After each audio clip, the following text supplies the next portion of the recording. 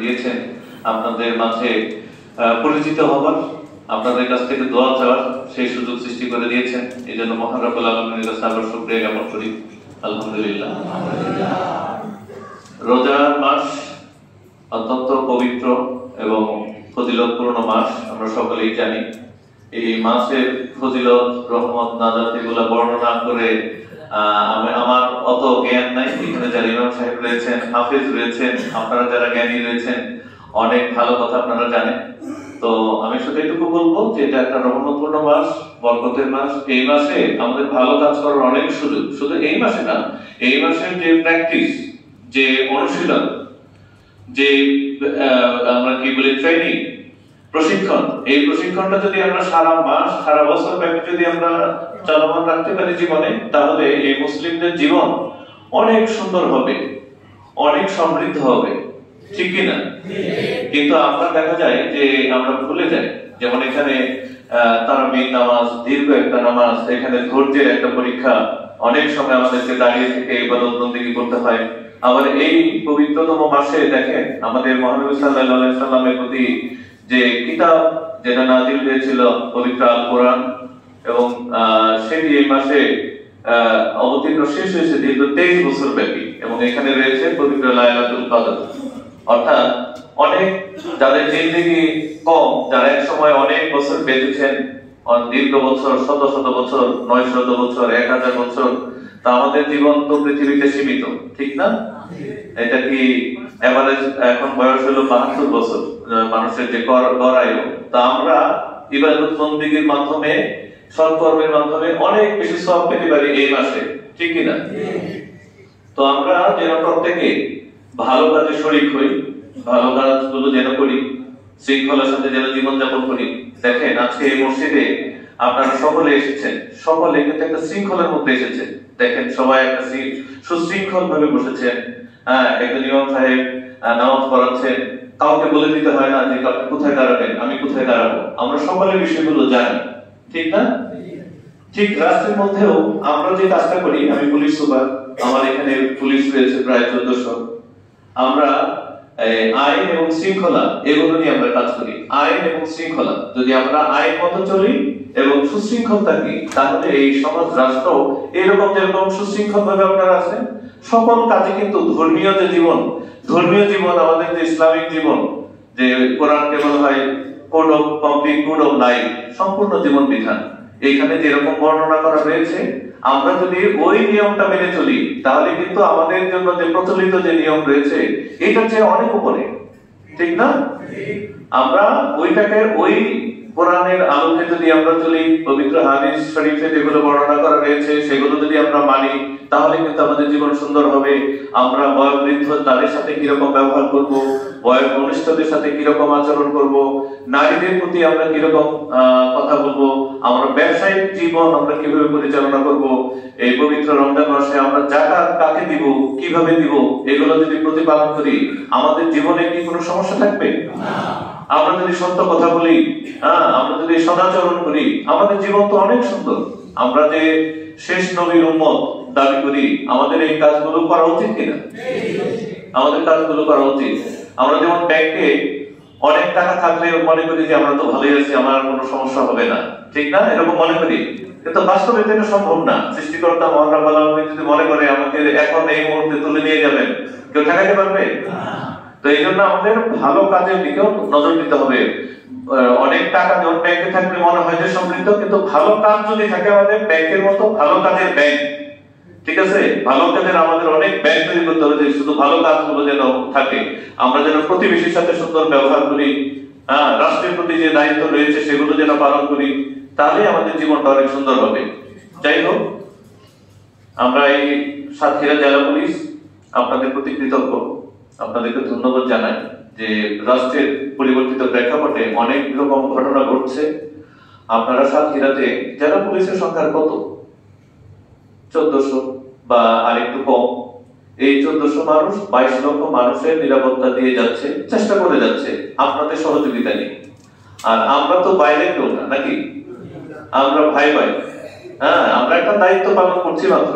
এখানে ইমাম সাহেব একটা দায়িত্ব পালন করছে, আমি একটা দায়িত্ব পালন করছি এখানে, যে আমাদের আবুল কালাম আজাদ বাবলা সাহেব একটা সামাজিক দায়িত্ব পালন করেন, বিভিন্ন কাজের পাশাপাশি অনেক গুরুত্বপূর্ণ দায়িত্ব পালন করেন। আপনারা যারা ব্যবসা করতেছেন তারা গুরুত্বপূর্ণ দায়িত্ব পালন, প্রত্যেক মানুষই গুরুত্বপূর্ণ। তাহলে যার যার জায়গা থেকে যদি রাষ্ট্রীয় দায়িত্বের পাশাপাশি পুলিশকে একটু সাহায্য সহযোগিতা করতে হবে, তাহলেই কিন্তু আমরা সুন্দর থাকতে পারবো। যেমন এই যে চুরি হয়, ডাকাতি হয়, খুন হয়, আমাদের কেন হয়? আমরা জীবন বিধান সম্পূর্ণরূপে পালন করি না, আমরা এটা মেনে চলি না, আমরা মুখে বলি কিন্তু অন্তর থেকে তা পালন করি না। এই জন্য আমাদের মধ্যে দুর্যোগ নেমে আসে। অতি সম্প্রতি আমি বিভিন্ন ক্ষেত্রে উদাহরণ দিই, যে করোনা ভাইরাসের কথা বলি, যে কত শক্তিশালী মানুষ পৃথিবী থেকে চলে গেল, ঠিক না? চোখের সামনে আমাদের চলে গেল, যে আমাদের ফুসফুসকে নষ্ট করে দেয়। করোনা বা কোভিড যে করোনা ভাইরাস, সেগুলো আমার ফুসফুসকে নষ্ট করে দেয়। তখন আর অক্সিজেন বাইরে থেকে দিতে হয়, এক পর্যায়ে অক্সিজেন আর পাওয়া যায় না। অথচ অক্সিজেনের সমুদ্র দিয়ে ভরে রাখছেন যে মহান রাব্বুল আলামিন, আমরা বুঝতেই পারি না কত অক্সিজেন দিয়ে দিচ্ছে এইখানে। অর্থাৎ সেই ভাইরাস একটু দিয়ে দিচ্ছে যে আমরা মরে যাচ্ছি। এটা একটা নদীর একটা উদাহরণ। সেই সময়ে সম্মুখ যোদ্ধা হিসেবে যারা কাজ করেছিল, অন্য অনেকের সাথে পুলিশ ছিল সবার সামনে, যেখানে মা বাবাকে অনেকে রেখে চলে গেছে, দাফন করবে না, এরকম। এটা একটা উদাহরণ।